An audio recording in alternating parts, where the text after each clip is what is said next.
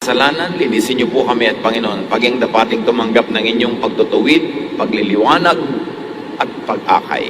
Be our preacher, be our teacher, Father. In the name of Jesus, your Son, our Lord, we pray with thanksgiving. John 10:10, isa sa mga pinakamahalagang katuruan ni Jesus, sabi niya, a thief comes only to rob, kill, and destroy. I came so that everyone would have life and have it in its fullest. Ang magnanakaw daw, si Satanas at lahat ng kanyang mga kamukha ng ginagawa, ay walang ginagawa kundi magnakaw, pumatay at manira. Subalit dumating si Jesus upang tayo ibigyan ng buhay. Buo, punong buhay, na tunay na buhay na buhay. Isang bagay na dapat natin, at alam naman natin, dapat nating babatid at maalala, life is short. Maiksi ang buhay. Psalm 90 verse 10, we can expect 70 years or maybe 80 if we are healthy. Suddenly our time is up and we disappear. Yun lang daw ang buhay, 70 taon, yun ang pinaka dapat asahan lamang. At kung malusog, 80. Kung sobrang pinagpapalay, madagdagan pa. Pero meron namang 7 pa lang or less ay sumasakabilang buhay na.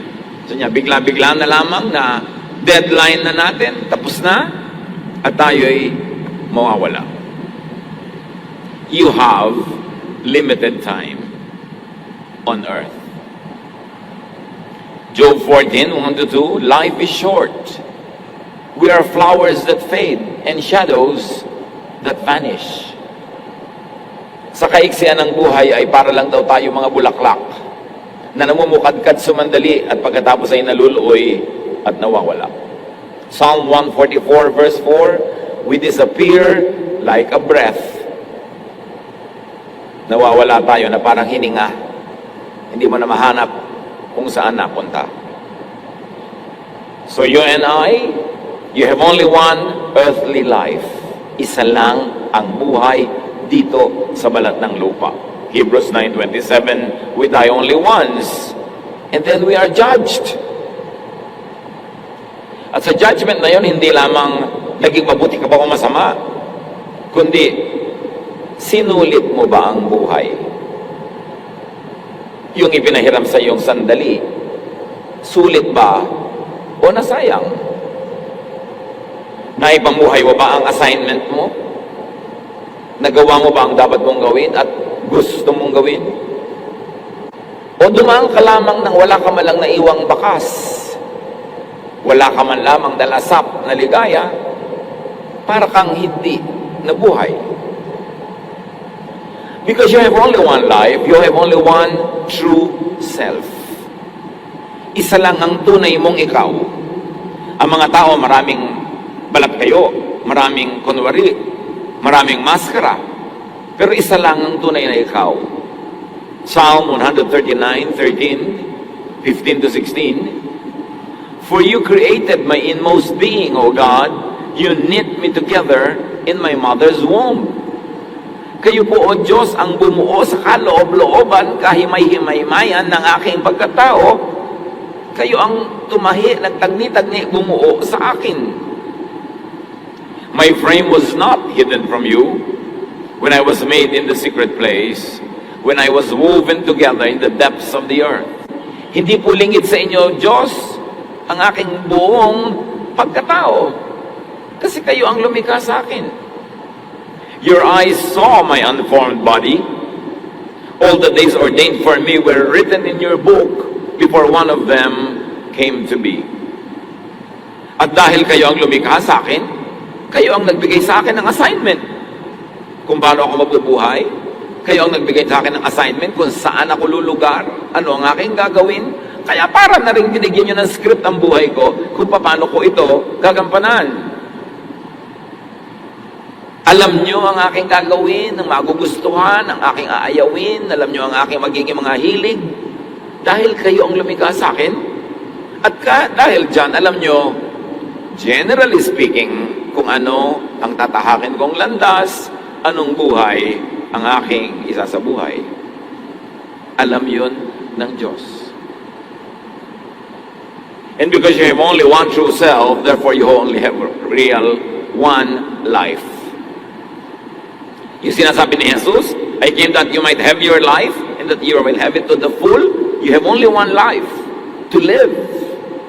If you are living someone else's life, you are cheating yourself.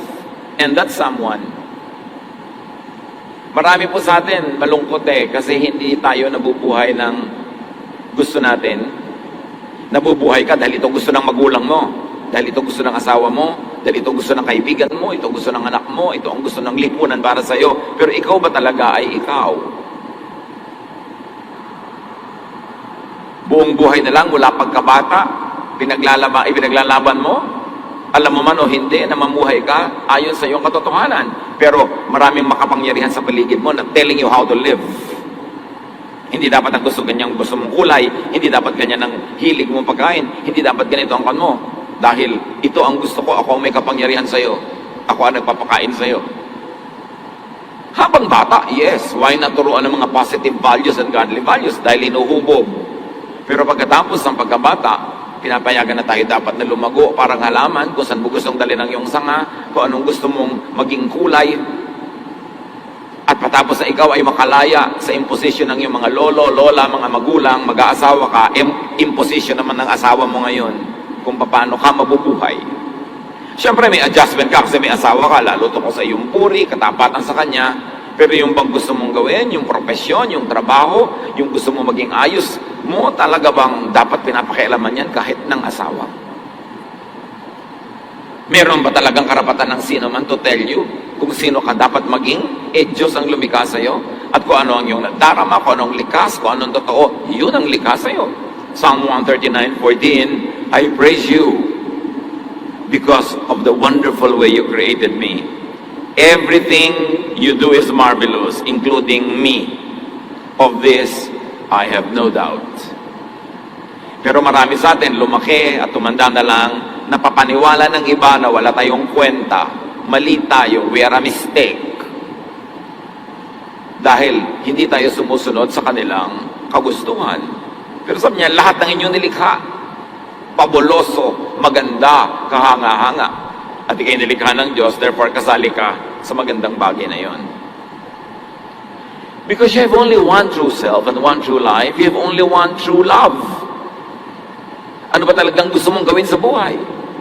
Ano ba talaga ang gusto mong profesyon? Ano ba talaga ang gusto mong mahalin na gawain, mahalin na mga activities, mga paniniwala? You have only one true dream.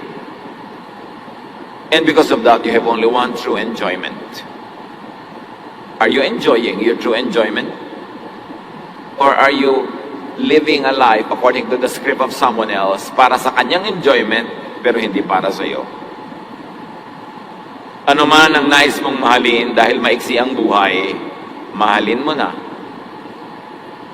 Puwera ito, kung may asawa ka na, yun na dapat ang mahalin mo. No return, no exchange. Sa ibang bagay, mahalin mo yung gusto mong mahalin. Sundan, habulin, tukdin mo na ang gusto mong sundan at habulin. Pangarap, panaginip, gusto mong akyatin ang Mount Mayon, sisirin ang Marianas Trench, gawin mo na. Enjoyin na. Now na. Sabihin nyo nga sa katabi nyo yan, now na. Lovingly, ha? Kapagalitan nyo na naman yung katabi nyo, now na. Because you do not hold tomorrow. Proverbs 27:1, do not boast about tomorrow, for you do not know what a day may bring forth. Merong isang babaeng hirap na hirap sa buhay niya dahil yung asawa niya, ibang-iba ugali, dinomina na siya, kinaya-kaya siya, diniktahan siya. Sabi niya, mamamatay din yan. Pag namatay na, gagawin ko na yung gusto ko. Nauna pa siyang namatay. Mahaba ang buhay ng asawa. Meron namang mga tumandang dalaga na hindi pa makapag-text sa mga kalalakihan dahil napakahigpit ng magulang. Sabi niya, mamamatay din si nanay. O nauna si nanay. Nauna pala si anak. So hindi na nakapag-text si babae. 50 years old na, hinihigpitan pa ng magulang. O, ginabi ka na naman. Nanay, wala na pong re-rape sa akin. Huwag na kayo mag-alala. Ang tanda-tanda na, hinihigpitan pa, dinidiktahan. Paano binili mo? Mahal yan. Bakit mo binili yan? Mga magulang naman. Yung mga anak nyo mga above 25 na bigyan nyo naman ng espasyo. Ayaw nyong bumili, di huwag kayong bumili. Gusto nila, lalo nagtatrabaho naman sila. Hayaan nyo sila. Kailan pa sila lalaya pag kayo nakremate na? Kailangan yung presence natin sa ating mga mahal sa buhay, nakakapagpalaya, hindi nakakapagpakulong. Nakakatulong sa kanilang lumago, hindi yung binabansot natin sila. Sa halaman lang maganda ang bonsai, sa tao hindi. And I don't mean height, I mean yung nabobonsai ang utak, nabobonsai ang puso. Ecclesiastes 5:18, what is the best thing to do in the short life that God has given us?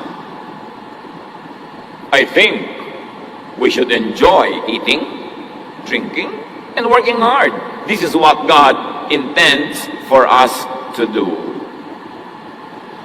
So mga kapatid, enjoy as if you would die today because you might die today. Huwag naman nawa. Pero pwede, di ba? But work hard, save as if you would live a very long life. Therefore, balance. Paano ko po ba hahawakan ang pera ko? Iipunin ko para sa kinabukasan? Na baka hindi dumating? O gagastahin ko ngayon lahat, tapos tumahumaba ang buhay ko, wala akong pera bukas. E di kalahati gastahin mo ngayon, kalahati isave mo para bukas. Kung namatay ka ngayon, nakagastos ka na. Kung humaba buhay mo, may natira pa rin sa iyong kalahati. Pero hindi puro save lahat para sa future. Paano kung hindi mangyari yon? Ipon ka ng ipon, hindi ka talaga gumagastos. Ang dami mong naiwan sa asawa mo. After 9 days mo pagkamatay, nag-asawa na siya. Di nag-enjoy yung pangalawa niyang asawa. Di ko nagdusa, di lugi ka. Pero inubos-ubos biyaya mo naman, bukas sa katunganga, humaba pala ang buhay mo, wala ka ng pera. Kaya, nagsisave a little, gumagastos a little, do everything in one day, because this could be your last day. Balanse dapat ang buhay. At kung ano man ang gusto mong lasapin ngayon, lasapin mo na. Kasi, yung gusto mo ngayon, pagdating ng araw, hindi mo na rin naman gusto naiiba ka. You will never pass this way again. Isaiah 43:18, forget what happened long ago. Don't think about the past. Huwag laging nung araw, tapos na yun. Kailangan yung ngayon ang iyong asikasuhin. Huwag kang magpatali sa past, nadala ka nung araw, nasaktan ka nung araw, nabigo ka nung araw, ngayon ayaw mo na mag-try. Iba naman ngayon Dapat keep trying. And unlike technology, life has no pause, no rewind, no erase, no delete. You have only this one chance. Pag lumampas, sayang. Mga magulang ko, ang mga anak nyo, meron talagang true love. Kahit ayaw nyo sa tao, hayaan nyo siya naman ang makikisama, din naman kayo O ngayon, nabigo siya, hayaan nyo siya, choice niya. Pero yung kayo ang sinunod, tapos buong buhay, naiinis sa inyo dahil hindi niya nagawa yung gusto niya. Pero on the surface, po at ang opo. Pero may kim-kim na sama ng loob dahil sinikil nyo siya. Hindi naman yata ganon ang magandang maramdaman sa atin ng ating mga anak. Kaya dapat yung tapos na, yung present gawin, asahan, paghandaan yung bukas, dumating man o hindi. Philippians 3:13, sabi ni Pablo, my friends, I forget what is behind and I struggle for what is ahead. Nililimot ko na yung nakaraan, lalo't mapait, masaklap, tapos na yun. Bukas, iba naman. Do not waste time, energy, and your life living a lie, living a half life. Sabi ni Jesus, I came that you will have a full life. A half life is a one whole nonsense. Full. Kahit may edad ka na, gusto mo pang mag-aral ng architecture, may pampaaral ka naman, aral. Hindi mo natupad ang gusto mong kurso nung araw, nagpalaki ka ng anak. Ngayon, Gawin mo. At huwag ka na mag-alaga ng mga apo. Nag-alaga ka ng mga anak, apo pa. Dapat yung anak mo mag-alaga ng apo para lumaya ka naman. Baka naman hanggang tawagin ka ng Diyos, meron kang bine-breastfeed. Kailangan naman makalaya ka, lalo kung may edad ka na. Diba? Gusto mong magsumba, gusto mong mamasyal, do it. Ephesians 5:15, make every minute count. Do not die possessed by regrets. You will never pass this way again, so do not gamble on the chance that someday, somehow you would be magically set free by tadhana for you to live your true life. Hindi mo maipapamuhay ang totoong gusto mong buhay unless ikaw ang gumawa nun. Walang gagawa nun para sa'yo. Kasi kung masusunod lang ang mga tao sa paligid, tatanggalan ka nila ng buhay at yung buhay nila ilalagay nila sa katawan mo para mabuhay ka according to what they want. Pag hinayaan mo ang mga tao sa paligid, tatanggalan ka nila ng utak at yung utak nila ilalagay nila sa loob ng bungo mo para yung pag-iisip nila ang umiral sa buhay mo. Pagka pinayagan mo mga tao sa paligid, aalisin nila ang iyong pangarap at yung pangarap nila ilalagay nila sa iyo para ikaw ang tumupad para sa kanila ng mga hindi nila natupad na pangarap. Anak, hindi ako naging dentist, kailangan maging dentist ka. Pero tatay, diring-diri po ako sa laway, maging dentist ka. Ba't din nilang po kayo? Pak! Bigla kami narinig na pak. Bakit nga ba? Eh di gawin nyo yung gusto nyong gawin. Bakit kailangan yung mga anak nyo ang mabuhay para sa mga hindi nyo natuloy na mga pangarap? It's unfair.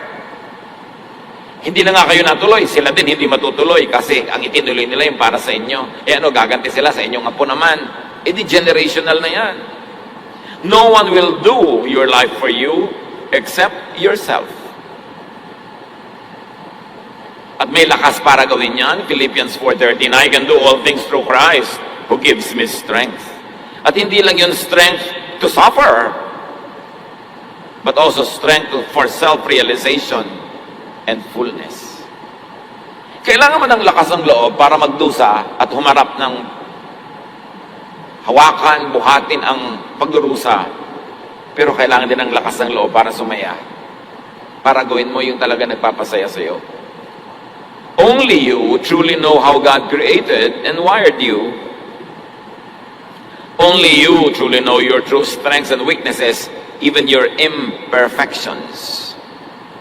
Kayo lang nakakaalam ng tunay na tinatawag ni Paul na thorn in the flesh.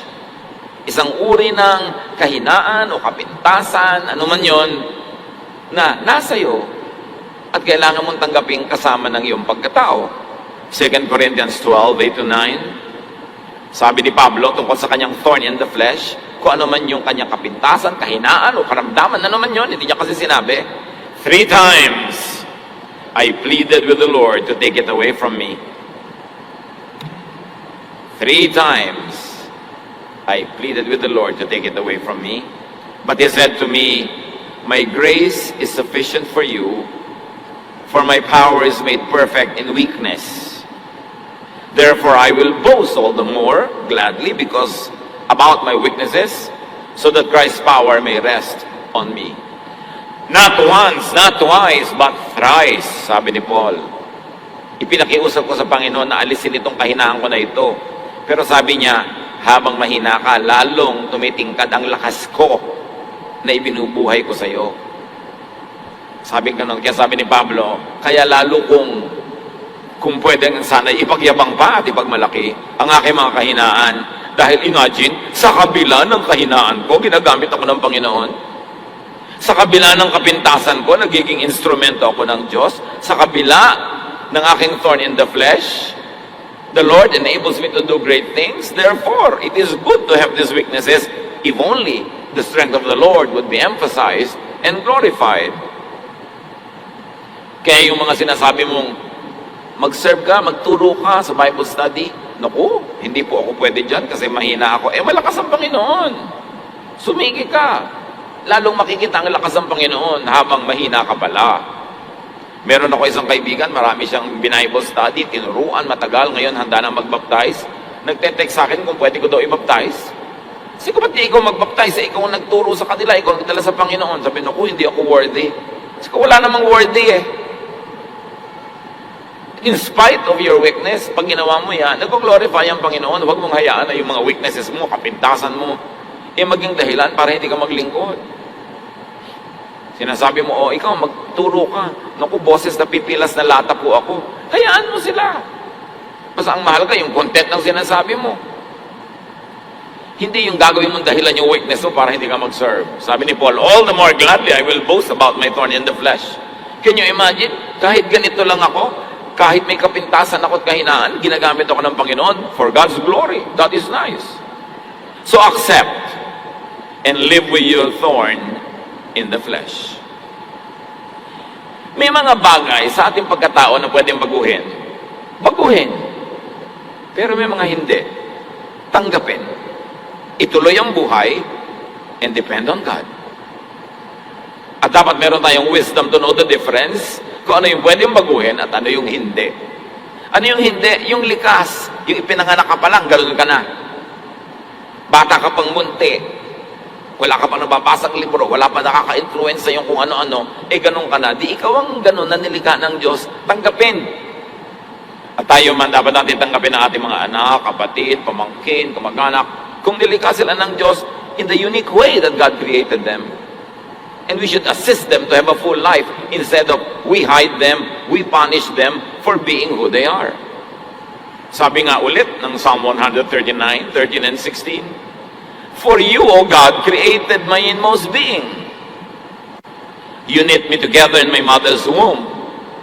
All the days ordained for me were written in your book before one of them came to be. So it was God who created and wired you. At sabi ni Paul, sa kabila ng kanyang mga kahinaan, ginamit siya ng Panginoon wonderfully. 1 Corinthians 15:10, but God was kind. He made me what I am.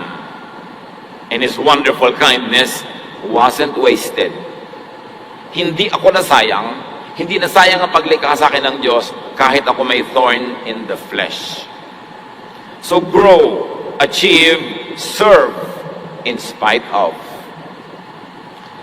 Only you know how true and honest and faithful you really are to your Creator, to your inborn self, to your true aspirations.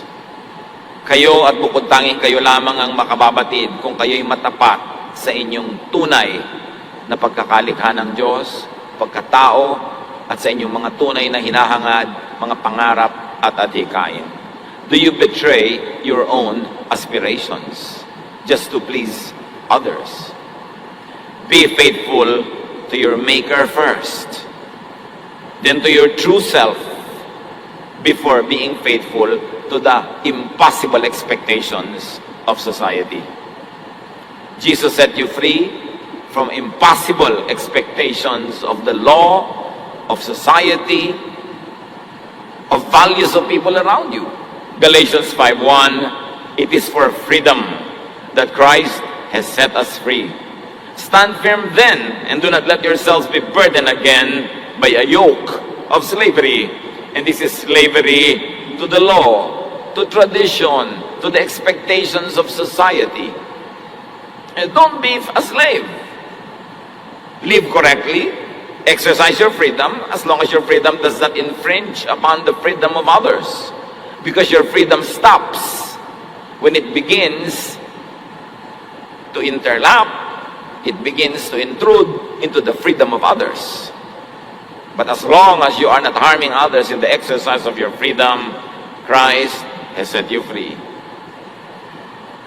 Stop slavery to tradition, to the religious legalism, slavery to social expectation. Maging totoo sa sarili. Psalm 51:6, surely you desire truth in the inner parts. Sa kaloob-looban, sa puso, sa kaibuturan ng damdamin, ang gusto ng Panginoon ay katotohanan. Ecclesiastes 7:13, think of what God has done If God makes something crooked, can you make it straight? Pwede mo bang ibahin ang likha ng Diyos? Pwede mo bang ibahin ang pagkatao na Diyos ang lumikha? Ang pagkatao pwedeng improvein, pwedeng ayusin, pero hindi pwedeng ibahin apart from its original creation. Pwedeng i-fine-tune, but you could only be the better version of your own true self. You cannot be someone else. Continue to improve within the bounds of your truth, but you cannot be improving in the area where you are not really truthful to yourself. Be freed. Live by the teachings of Jesus. Binabago natin ating ugali para mas maging mabuti tayong tao. Binabago natin ang ating method para mas improve ang ating trabaho. Binabago natin ang ating mga pamamaraan para mas guminhawa ang buhay. Pero yung ikaw, paano mo babaguhin yun? Pwedeng improvein. Pwedeng patalasin ang isang kutsilyo, pero hindi siya pwedeng gawing bulaklak. Kutsilyo siya. So, be truthful about how you handle yourself and be realistic about your expectations of yourself and of others so that you will not curtail the freedom of other people. Do not be enslaved by other people's teachings. Only be set free by the teachings of Jesus. Do not be enslaved by faulty, oppressive interpretation of Scripture. Madali namang sabihin God said. Pero sometimes, He said that God said. Siya lang palang may sabi, hindi naman ng Diyos. O kaya, baluktot ang interpretation and application. So, lahat ng mga God said, teaching, salain sa katuruan ni Jesus, at yung lalampas lang doon, ang marapat ipamuhay. Because Christ changed all the law and gave only one command, and that is a command to love one another. Unless against the spirit of Jesus' teachings, love your true love. Live your true dream. Enjoy your true fun. Liban na lamang na lumalabag sa kautusan ni Jesus, sundin ang puso. Ecclesiastes 11:8-9, even if you live to a ripe old age, you should try to enjoy each day, because darkness or death will come and will last a long time. Kahit matanda ka na, sabi ganun, mag-enjoy ka pa everyday. Huwag yung, ay, matanda na ako. Yun nga po, matanda na kayo So, mag-enjoy na kayo. Hindi yung dahil matanda na ako, hindi na ako mag-enjoy. Naku, mami, lola, bakit kayo nakabikini? Alam mo, anak, strict ang parents ko noon hindi ako nakapag-bikini. Kaya ngayon, nakabikini ako. Sige po, bravo, lola. Ito po ang kumot dahil nanginginig na kayo. Pero nagbikini.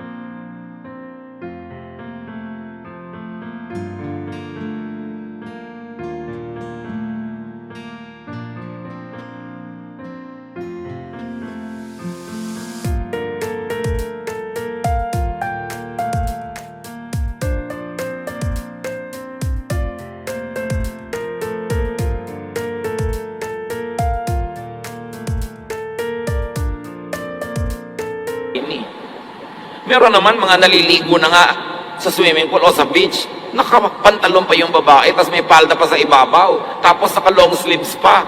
Ba't ka pa naligo? Ano naman ang sama? Maliligo ka, nakapampaligo ka.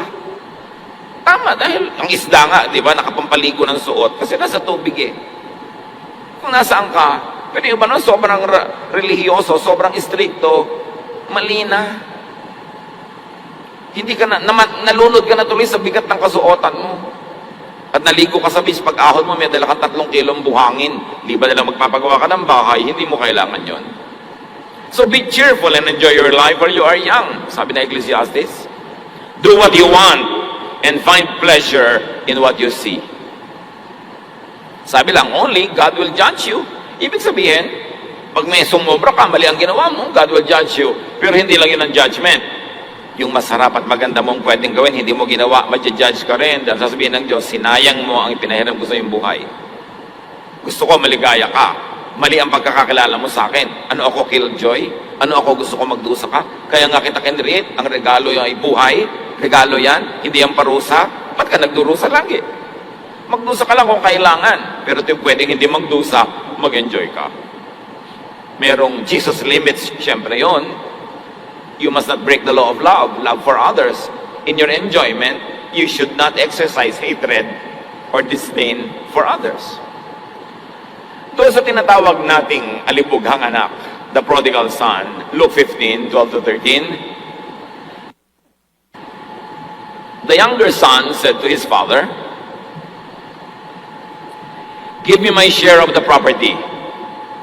So the father divided his property between his 2 sons. Not long after that, the younger son packed up everything he owned and left for a foreign country where he wasted all his money in wild living. 99.99999% lahat ng pagtuturo tungkol sa istoryang ito, minamasama ang ginawa nitong anak na ito. Pero hindi naman napapansin ang lahat ng nagbabasa ng Bible, yung tatay sa storya, representing God, hindi niya minasama ang ginawa ng kanyang anak. Sa katunayan, pag-uwi ng anak niya, walang sumbat, walang sermon, dali-dali niyang sinalubong, patakbo pa niyang sinalubong at niyakap, pinasuutan ng sandalyas, ng singsing, ng balabal, nirestore ang kanyang position sa kanyang tahanan, bagamat ini-insist ng anak, hindi po ako naging mabuting anak, gawin niyo lang po akong katulong, huwag niyo na ako sweldohan, pakanin niyo lang ako, mas maganda pang kalagayan ko dito kaysa doon sa labas. The father heard none of it. And the lesson here should be learned from the father, not from the preachers against the son. Dahil sa storya, kahit mula sa bibig ni Jesus, wala tayong narinig na minasama yun. Ang tanong ay ito, was the younger son the one who was true to himself? Kasi may kapatid pa siya, may kuya. Hindi gumasta ni hindi naglitsyo ng maliit na kambing, laging nagtatrabaho, laging correct, laging proper. Pagkatapos nung umuwi itong kapatid niya, galit siya, ayaw niya sumama sa kasiyahan, at sinumbatan niya ang tatay niya, at tinutino kong anak, lagi ako nagtatrabaho, hindi niyo ako pinaghanda kahit kailan. Lagi ako nagsasakripisyo. At sabi ng tatay, sino may sabi magsakripisyo ka? Nandito ka lagi. Everything I have is yours. Anong problema mo? Ba't ka nagtiis ng nagtiis? Itong kapatid mo, naligaw. Ngayon umuwi. Magsaya tayo. Sabi ng tatay. So sino sa dalawang anak na ito ang mas totoo sa sarili? At alam ng tatay yon. Nandito ka. Tiis ka ng tiis. Tipid ka ng tipid. Pero ang totoo, nagagalit ka sa buhay mo. Nagagalit ka sa akin. Nagrereklamo ka. Kaya yan, lumabas. Yung kapatid mo, pareho lang kayo. Kaya lang siya, ginawa niya yung gusto niya. Ikaw nagtiis, nagtipid. Tapos ngayon, magrereklamo ka. So, did the truthfulness of the younger son reveal and define the truth about the father? The love of the father, the kindness and grace of the father. Diba? Where I am weak, you are strong. Where I am dark, you are light. At dahil sa kahinaan nitong anak na bunso, na ipakita ang kalakasan ng kanyang ama. At dahil sa kanyang pagpapabaya, dahil sa kanyang pag-abuso, na ipakita ang pag-ibig ng ama. Hindi ba yun ang lesson ng kwentong ito? Ano ka man, mahal ka ng Diyos. Nagkamali ka, bumalik ka lang, i-restore ka ng Diyos. Yung akala mo hindi nagkakamali, laging ganyan, proper, correct, laging naka-long sleeve, naka-close neck dito, laging banal. Anong kalooban? Alam din yun ng ama. Sino ba ang talagang maka-Diyos? Yung mukhang maka-Diyos sa kilo, sa itsura, o yung ang puso ay malapit sa ama, na kung nagkamali man ay bumabalik, humihingi ng tawad, hindi nag-iisip na siya ay deserving. Kasi sabi niya, I learned my lesson, hindi ko na po deserve kumain sa pagkainan nyo, doon na lang ako sa mga katulong, huwag nyo na akong pasweldohin, pakainin nyo lang ako, hindi nyo na ako anak, iturin nyo na lang akong alila. Yun ang ugali niya. Ito yung naglustay. Yung isa, natito ako lagi, hindi nyo malang ako pinaghanda. Meron siyang feeling of entitlement. Sino talaga ang mabait sa kanilang dalawa? Mag-isip tayo. Ikinuwento ni Jesus yung kwento na yon dahil meron siyang gustong sabihin sa Ama. Ano ka man, ano man ang pagkakamali mo, manumbali ka lang sa Kanya, mahal ka pa rin ng Diyos. Yun ang lesson. Hindi yung nagpapanggap ka doon, nagbabanal-banalang ka, pero yung kalooban mo naman pala inaanay, nagreklamo ka, nagagalit ka, at naiinggit ka sa mga nag-e-enjoy. Kaya inis na inis ka nag-e-enjoy, gusto mong ipahiya, gusto mong mapagalitan sila, kasi may inggit ka pala eh. Do you know that every form of criticism is an expression of envy? Na yung mga pintasera, inggitera yan, magkapatid na kambal, ang pintas at inggit. Kaya namimintas na iinggit. Kasi kung hindi naiinggit, hindi dapat naaawa ka, makasalanan siya, kawawa naman. Pero makasalanan siya, dapat siyang parusahan. May inggit yun. Yung babuti pa siya, 5 boyfriend. Ako, isa lang, o wala pa. Yung pala, kaya nagagalit sa maraming boyfriend. Wala lang palang nanligaw. Pero kung meron lang sana, 7 siguro boyfriend niya. Kaya yung mga pamimintas natin, suriin natin ating sarili, naiinggit lang ba talaga ako? Kasi kung totoo akong banal at matuwid, hindi ko dapat pinipintasan yung nagkakasala sa tingin ko. Dapat ipanalangin ko sila, mahalin ko sila. Hindi ko sila dapat ipahiya, bukuhin.